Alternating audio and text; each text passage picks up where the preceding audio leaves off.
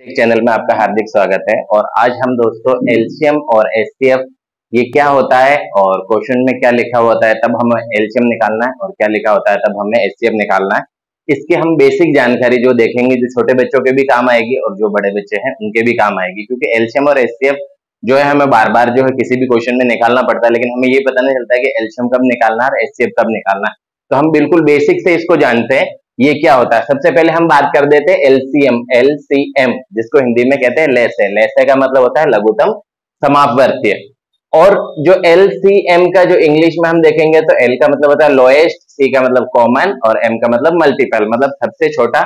Lowest मतलब सबसे छोटा, कॉमन मतलब उभयनिष्ठ और मल्टीपल मतलब गुणज। ऐसा गुणज जो सबसे छोटा हो और दो संख्या तीन संख्या जो भी दे रखी उनमें कॉमन हो, तीनों में आ रहा हो, तो उसके आधार पे हम यहाँ देखेंगे एलसीएम क्या होता है। तो दोस्तों देखिए, पहली बात हम बात करें कि उत्तर जो हम एलसीएम निकालेंगे कि वो एलसीएम जो हमने ले लिया निकाल लिया है, अब वो आंसर सही है या खराब है वो हमें कैसे पता चलेगा, उसकी हम जांच कैसे करेंगे कि जो आंसर दे रखा है वो सही है या नहीं है।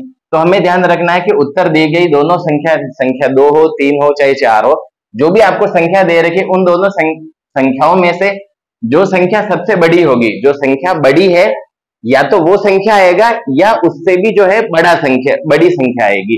जो आपके पास दो संख्याएं दे रखी, तीन संख्याएं दे रखी, उन दोनों में से जो बड़ी संख्या है आप देखिए, या तो वो संख्या आंसर होगी, आपका एलसीएम होगा, या फिर उनसे जो है बड़ी संख्या होगी।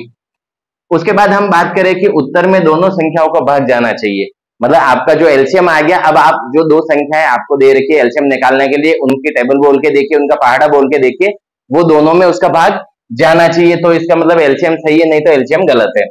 अब ये आगे चीज आती है कि क्वेश्चन में क्या लिख रखा होगा तब हमें एलसीएम निकालना है, क्योंकि हर जगह तो वो लिखेगा नहीं एलसीएम ज्ञात करो, एलसीएम ज्ञात करो। हमें क्वेश्चन से ही समझना है क्वेश्चन में क्या लिख रखा होगा। देखिए दोस्तों, सबसे पहले है उसमें क्वेश्चन में लिख रखा होगा छोटा या छोटे से छोटा या सबसे छोटा, कि जैसे सबसे छोटी साइड निकालिए या ऐसा कोई भी क्वेश्चन में चीज लिख रखी हो, ये शब्द अगर आ रहा हो छोटा, छोटे से छोटा या सबसे छोटा, इसका मतलब हमें जो है एलसीएम निकालना है, एलसीएम लेना है उसका। उसके बाद हम बात करेंगे कि लेकिन आपका जो आंसर आएगा वो हमेशा बड़ा आएगा, क्योंकि देखो क्वेश्चन में जो एलसीएम निकालते हैं उसमें लिख तो रखा है लघुत्तम या छोटे से छोटा या सबसे छोटा, लेकिन आंसर जो आएगा वो दोनों संख्याओं से या जो दी गई संख्या उनसे बड़ा आएगा। जैसे दोस्तों हम एक एग्जांपल ले लेते हैं यहाँ कि 12 और 16 का एलसीएम ज्ञात करो। तो 12 और 16 का एलसीएम हम दोनों तरीके से ज्ञात करेंगे। एक बड़ा वाला जो सिंपल तरीका है जो हम जनरली बड़ी क्लासों में यूज करते हैं, एक छोटा तरीका है जो हम छोटी क्लासों में 5th तक की क्लासों में ये यूज आता है। सबसे पहले हम निकाल लेंगे 12 के गुणज। गुणज मतलब निकालना, मल्टीपल मतलब 12 का पहाड़ा जो है हमें लिखना है। यहाँ देखिए 12 एकम 12, 12 दूनी 24, 12 तिया 36, 12 चौकी 44, 12 पंजे 60, 12 छक्के 72, 12 सत्ता 84, और जब तक कॉमन नहीं मिल रहा तो आप आगे और लिख सकते हो। ऐसे हमने 16 के गुणज लिख दिए या 16 के मल्टीपल लिख लिया, मतलब 16 का पहाड़ा लिख लिया, 16, 32, 48, 64, 80 और 96। यहाँ देखिए दोस्तों, अगर जब हम दोनों पहाड़े लिख रहे, दो संख्या है, तीन है, अगर हमें कोई कॉमन संख्या मिल जाती है, पहले ही मिल जाती है, कि देखिए यहाँ 48 आ गया, 48 यहाँ है, 48 यहाँ है, इसका मतलब कॉमन दोनों में मिल गई। अब हमें आगे लिखते नहीं जाना है कि हमने यहाँ पूरा 10 तक लिख लिया, कि ये 120 तक लिख दिया, 160 तक लिख दिया, जबकि हमें पहले ही मिल गई, तो आगे लिखने की खास जरूरत है नहीं, क्योंकि हमारा काम यहीं से चल जाएगा। अब हम देखेंगे दोस्तों कि समान गुणज, इन दोनों में समान गुणज मतलब कॉमन मल्टीपल क्या है। तो इसमें देखिए यहाँ पे 48 है, यहाँ पे 48 है, यही मिल गया पहले ही, तो आगे और देखने की जरूरत है ही नहीं। उसके बाद हम देखेंगे सबसे छोटा समान गुणज, अगर आगे और भी मिलता है तो हमने सबसे छोटा देखना, इसलिए हमने 48 पे रुक गए, क्योंकि छोटा तो यही है। तो लोएस्ट कॉमन मल्टीपल हम देखेंगे तो ये 48 है, इसका मतलब हमारा जो आंसर है वो 48 आ गया, क्योंकि पहले ही ये जो है छोटा कॉमन मिल गया, तो अब आगे और देखने की जरूरत है ही नहीं। तो देखिए ये लोएस्ट भी हो गया और कॉमन मल्टीपल भी हो गया। अब अगर हम जो बेसिक तरीके से बड़ी क्लासों में निकाला जाता है, क्योंकि बड़ी क्लासों में इतना टाइम होता नहीं है कि इनके पहाड़े लिखे फिर हम ऐसा कॉमन देकर वो सारी चीजें करें, तो हमने ये इन दोनों को एक साथ लेंगे। आपको ध्यान रखना है जब एचसीएफ निकालते हैं तो दोनों संख्याओं को अलग अलग निकालते हैं, और एलसीएम जब निकालते हैं तो दोनों संख्याओं का साथ में निकालते हैं। 2 ले लो, चाहे 3 ले लो, चाहे 4 ले लो, कोई से भी। अब देखिए दोस्तों, ये है 12 और ये है 16, तो इन दोनों में जो है 2 का भाग। यहाँ हमें ध्यान रखना है जो हम भाग दे रहे हैं वो हमें 2 से स्टार्ट करना है, सीधा ऐसे नहीं कि 12 में 6 का जा रहा है तो हमने सीधा 6 से स्टार्ट कर दिया, फिर 4 पे आ गए, फिर 3 पे आ गए, फिर 2 का दे दिया। ऐसे नहीं करना, हमें सबसे पहले देखना है कि 2 से जा रहा है या नहीं जा रहा। अगर 2 से भाग नहीं जा रहा है तो ही हमें 3 का ट्राई करना है, वरना ऐसे आगे पीछे नहीं करना है। आंसर पे तो कोई फर्क नहीं पड़ेगा, लेकिन प्रोसेस पे फर्क पड़ेगा, प्रोसेस गलत हो जाएगी। देखिए दोस्तों, इसका इकाई का अंक 2 है, इसका भी इकाई का अंक 2 है, इसका मतलब दोनों में 2 का भाग जाएगा, इसमें 12 में 6 बार जाएगा, 16 में 8 बार जाएगा, फिर से 2 का भाग है जो देना है, क्योंकि छोटी संख्या हमें पता है 2 का चला जाएगा, तो 3 बार जाएगा, 8 में 4 बार जाएगा। फिर से देखिए दोस्तों, यहाँ एक संख्या तो आ गई 3 और एक संख्या आ गई 4। अब 4 तो जो है 2 के पहाड़े में आती है, लेकिन 3 नहीं आती, तो यहाँ भी कंफ्यूज नहीं होना है, हमें देना है जिस संख्या में जा रहा है उस संख्या में तो भाग देना है, और जिसमें नहीं जा रहा उसको छोड़ दो खाली, कोई दिक्कत नहीं। अब 3 में नहीं जा रहा तो 3 को तो हम है जैसे कि जैसे लिख देंगे, 4 में जा रहा है 2 बार, तो हमने 2 बार दे दिया। फिर से देखिए दोस्तों, यहाँ संख्या एक जगह 3 लिख रखी है, एक जगह 2 लिख रखी है। अब 3 में फिर से 2 का नहीं जाता, लेकिन 2 में तो जाता है, तो हमें 2 में देना है, जिस भी संख्या में जा रहा है उसमें पहले 2 का देना ही देना है। तो हमने 2 का दे दिया, ये 1 आ गया, और ये हमारे पास 3, जिस संख्या में भाग नहीं जा रहा उसको हमें है जैसे कि जैसे नीचे उतार देना। अब नीचे देखिए, यहाँ तो हमारे पास 1 आ गया जो हमें लाना था, और हमने 3 का भाग इसमें दिया तो ये 1 आ गया। हमें तब रुकना है जब लास्ट में 1-1 आ जाता है कि अब भाग जा ही नहीं रहा, केवल 1 के अलावा और किसी का ही नहीं जा रहा, तब हमें रुक जाना। अब देखिए दोस्तों, हमने एलसीएम निकालने के लिए हमारे पास यहाँ जो भी भाग हमने किस किस का भाग दिया वो सारी संख्या हम लिख लेंगे, और हमें क्या करना है, इनको आपस में गुणा कर दें। 2 दूनी 4, 4 दूनी 8, 8 दूनी 16 और 16 थी 48। तो देखिए दोस्तों, आंसर जो है दोनों का सेम है। अगर हम ऐसे निकालते हैं तो भी आंसर सेम आ जाएगा, और छोटी क्लासों में अगर हम निकालते हैं तो भी आंसर ऐसा आ जाएगा 48। अब हम जो बात कर रहे थे कि ये यहाँ ऊपर जो लिख रखा है कि इसका क्या मतलब है, देखिए दोस्तों 48। अब हमारे पास जो संख्या थी क्या थी, एक तो 12 थी और एक 16 थी। अब 12 और 16 में से बड़ी संख्या कौन सी है, 16। तो या तो आंसर हमारा 16 हो सकता था, और 16 नहीं है तो जो 48 आया वो इन दोनों संख्याओं से बड़ा है। तो ये जरूर ध्यान रखें कि हाँ, हमारा एलसीएम अब ठीक हो सकता है। अब हमारे पास जो आंसर आया 48, हमें देखना है कि हमें 12 का जो पहाड़ा बोल के देखिए, तो इसमें 48 आएगा, 12 चौक 48, और 16 का पहाड़ा हम बोलेंगे तो 16 तिया 48। इसका मतलब दी गई संख्या दोनों से हमारा आंसर बड़ा आया, और दोनों के पहाड़े में जो है ये आ रहा है। इसका मतलब एलसीएम जो है हमारा बिल्कुल करेक्ट है, सही है। इस तरीके से हम अपने आंसर की जांच भी कर सकते हैं दोस्तों। आगे हम जो है देखेंगे वो एचसीएफ के बारे में। एचसीएफ क्या होता है, में से। जो हिंदी की बुक है उसमें में से लिखा हुआ आता है, और इंग्लिश की बुक है उसमें एचसीएफ लिखा होता है। में से का मतलब क्या होता है, महत्तम समापवर्तक, और इंग्लिश में हम बात करें तो होता है हाईएस्ट कॉमन फैक्टर। हाईएस्ट का मतलब सबसे बड़ा, कॉमन मतलब उभयनिष्ठ, जो संख्या आपके दी गई दोनों में मिलना चाहिए, और फैक्टर मतलब गुणनखंड। तो देखिए दोस्तों, यहाँ जहां हम पहाड़े की बात कर रहे थे, जो टेबल की बात कर रहे थे, तो यहाँ हमें भाग की बात करनी पड़ेगी। भाग देके देखेंगे कि इसमें किस किस संख्या का भाग जाता है।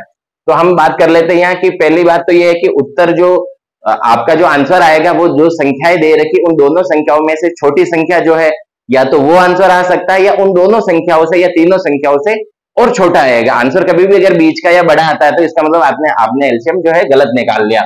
आगे आगे वो उत्तर का भाग दोनों संख्याओं में जाना चाहिए। दोस्तों यहाँ तो जो आंसर आया था इसके अंदर जो संख्या दे रखी उसका भाग जा रहा था, जबकि यहाँ उल्टा हो गया कि जो आपका उत्तर आएगा उसमें दोनों संख्याओं का जो है भाग जाना चाहिए। आगे हम बात करें कि प्रश्न में क्या लिखा होगा। क्वेश्चन जो दे रखा होता है छोटी क्लासों में या कहीं भी लिख रखा होता है, तो हमें कैसे पता चलेगा अब एलसीएम निकाले या एचसीएफ निकाले। तो क्वेश्चन में क्या क्या शब्द हो सकते हैं, पहला हो गया बड़ा, दूसरी चीज लिखी हुई हो सकती है कि बड़े से बड़ा या सबसे बड़ा। ऐसी जब भी कोई चीज लिखी हुई आए, इन तीनों चीजों में से कोई भी चीज, तो हमें जो है एचसीएफ निकालना है उसका। आगे चीज आती है कि आंसर जो है हमेशा छोटा होगा, जबकि देखो क्वेश्चन जो हम पढ़ रहे हैं उसमें क्या लिख रखा है, हाईएस्ट मतलब सबसे बड़ा। तो हम बहुत बार ये कंफ्यूज हो जाता है कि आंसर बड़ा आएगा छोटा आएगा। तो एलसीएम में जहां छोटा लिख रखा है वह आंसर बड़ा आएगा, जिसका मतलब बड़ा होता है वह आंसर छोटा आएगा, दोनों संख्याओं से भी छोटा आएगा। हम एक एग्जांपल ले लेते हैं 12 और 18 का। हम चाहे तो 12 और 16 का किसी का भी निकाल सकते हैं, लेकिन हम 12 और 18 ले लेते हैं एक संख्या का। तो हम देखिए दोस्तों, पहले हम लिख लेते हैं 12 के गुणनखंड। गुणनखंड मतलब फैक्टर। हमें ऐसी संख्याएं लिखनी है जिन जिनका भाग 12 में जाता हो। तो ये हमें ध्यान रखना है कि जब भी हमें फैक्टर लिखना है, गुणनखंड लिखना है, तो दोस्तों ध्यान रखना है दो संख्या हमेशा ऐसी होती है जिसका आंसर हमें पहले से ही पता होता है कि किस किस का भाग जाएगा। एक तो एक का भाग हमेशा सभी संख्याओं में जाता ही जाता है, एक संख्या के खुद का। तो जब भी आप गुणनखंड पूछ ले तो दो आंसर तो आपके पास हमेशा तैयार होने चाहिए कि एक तो एक लिख लो और एक वो संख्या खुद लिख लो। तो हम देखेंगे एक के पहाड़े में भी 12 आता है, दो के में भी आता है, 3, 4, 6 और 12 इन सब में आता है। अब हमने जो ये फैक्टर निकाले ये सही है या नहीं है, तो देखिए दोस्तों ये हमेशा जोड़े में आता है। जैसे हम 12 को अगर 1 से गुणा करें, 12 एकम 12 ऐसा आएगा। अगर 2 को 6 से करें, 2 छंग 12, और 4 को 3 से करें तो भी 12। तो ऐसे आप हमेशा कोई भी जो है फैक्टर भूलेंगे नहीं। अगर संख्या बड़ी हो तो आप इन छोटी संख्याओं का भाग देके देखिए, तो बड़ी संख्या जो है किस किस का भाग जा रहा है, क्योंकि 20 से आगे जो पहाड़े याद करने थोड़े मुश्किल रहते हैं, इसलिए हम छोटी संख्याओं का भी भाग देके निकाल सकते हैं कि अब बड़ी संख्या में मतलब और किस संख्या का इसमें भाग जाता होगा।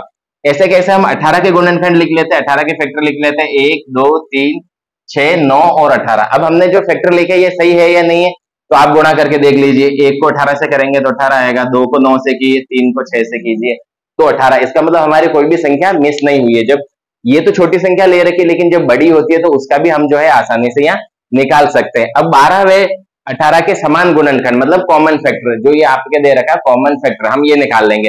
तो इन दोनों में देखिए दोस्तों कॉमन जो है क्या क्या आ रहा है। पहली बात तो है एक दोनों में आ रहा है, फिर 2 दोनों में आ रहा है, फिर 3 दोनों में आ रहा है और एक है 6।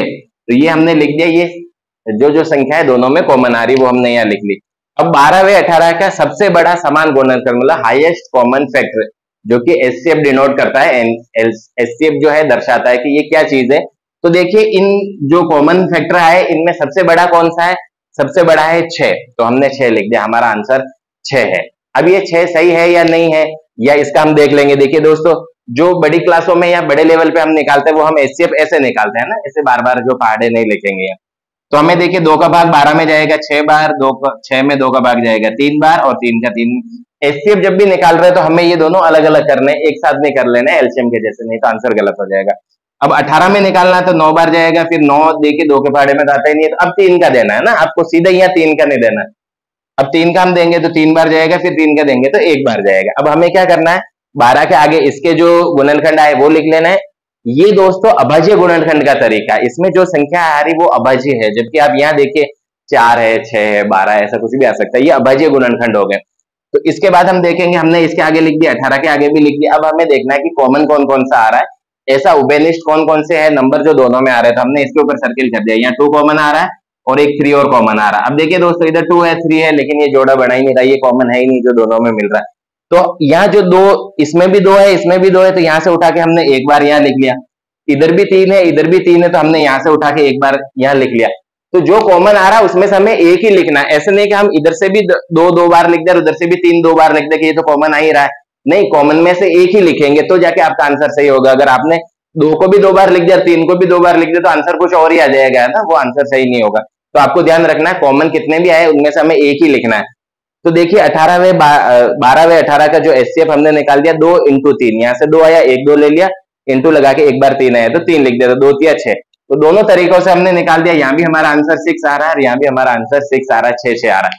अब देखिए हम चेक कर लेते हैं कि एचसीएफ जो निकाला वो सही है या नहीं है, यहाँ ऊपर जो लिखी गई बातें वो सही है या नहीं है। तो हमारे पास देखिए दोस्तों संख्या 12 और 18 है, तो हमारा आंसर क्या आ सकता था कि दोनों संख्याओं में से छोटी संख्या कौन सी है, 12, या तो आंसर 12 हो सकता था या इन दोनों संख्याओं से ही छोटा आएगा। तो ये देखिए आंसर हमारा आ रहा है 6, जो दोनों संख्याओं से छोटा है। अगली बात हमने की थी कि जो उत्तर आ रहा है उसका भाग क्वेश्चन में जो संख्याएं दे रखी उनमें जाना चाहिए। तो 6 का देख लीजिए, 6 के पहाड़े में 12 भी आता है और 18 भी आता है। इस तरीके से हमने जो है एलसीएम और एचसीएफ का चेक भी कर लिया एक बार कि हमने जो आंसर निकाला वो सही है या नहीं है।